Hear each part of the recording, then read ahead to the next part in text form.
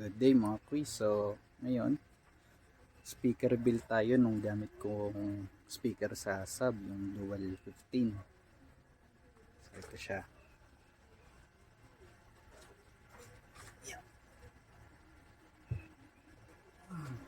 Bigat.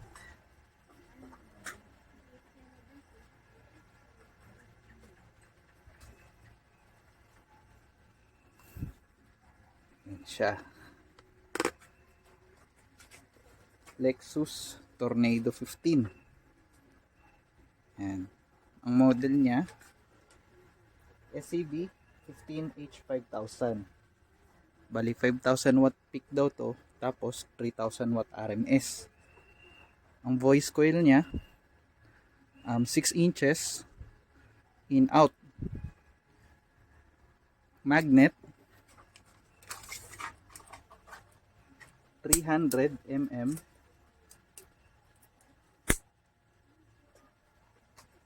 300 mm by 30 mm. Bali, ang magnet size niya same ng sa JH1522 ng Crown. Pati voice coil, sukat. Then, bigat.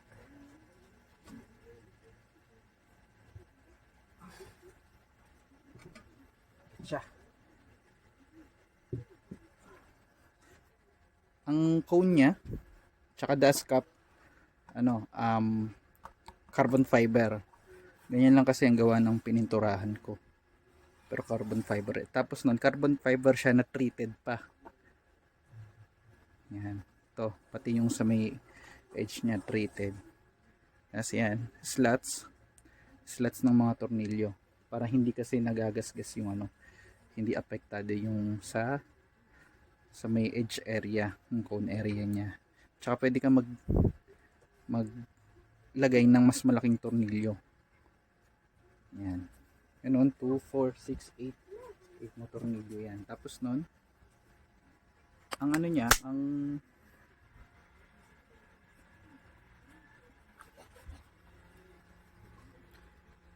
yan. Yan tong terminal niya. Push type. Yan. Tapos nun, may vent siya dito. Yan. Pinaka-vent nung coil, pati yung sa ilalim. Tapos nun, alam ko dual spider din to. Yan, tapos nakaangat siya. Yan, hanggang dito may butas yan. Naka-screw na rin yan. Naka-allen. Tapos may mga may mga adhesive. Yung spider niya nakatahi. Yung mismong pigtail niya nakatahi sa spider. Yan ang niya. So, setup ko lang saglit, sound check natin. Yan, sound check natin ngayon. Sinetup ko lang saglit yung ampli.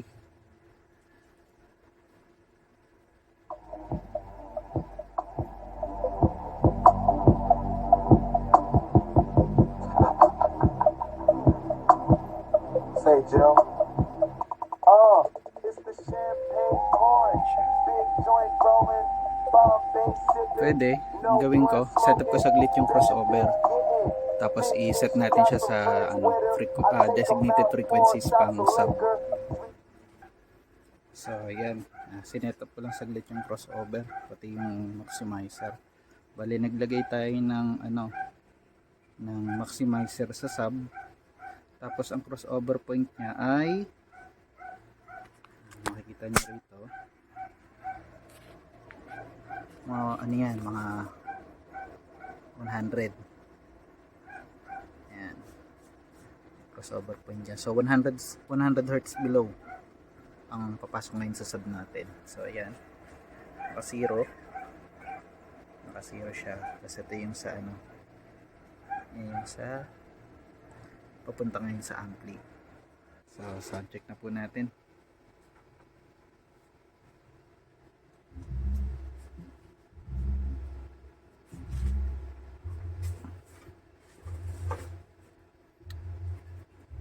Angat natin kasi naharangan yung vent sa ilalim.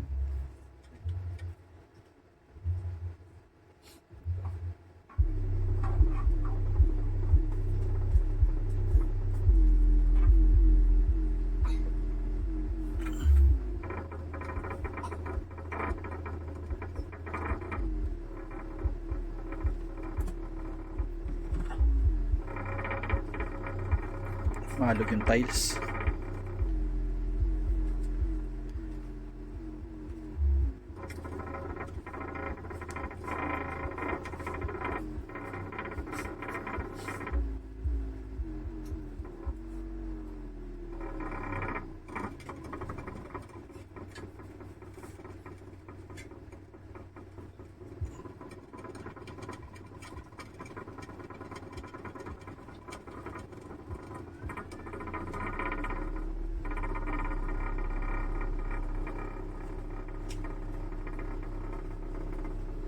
Bigat.